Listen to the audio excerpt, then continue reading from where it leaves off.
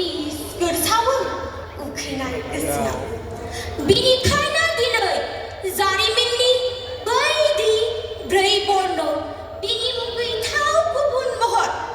बिनि सोदोबथिनि गोरोन्थि साननाय बिनिनो अमृत बिफाङाव बिसनि फिथाइ बेनि फिन साजाखौ नेवसिनायनि मा राहा दं गावनिनो आथिं गासोमनायाव उपनिषद बाइबेल कुराननि गोगो दैया गुबुंले जायोबोला सोरनि सायाव एंग्लांनो दायखौ लोहाबना फोथारनो थांनाय मानसिया दं गोनो गोथो रुगुङाव गसंना अराय उदांस्रि अनफावरि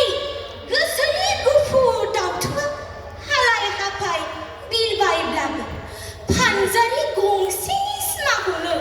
बारग'नो खाबुखौ मोनाखै दाबो बेनिखायनो नांगौ जोंनो गंसे अख्रां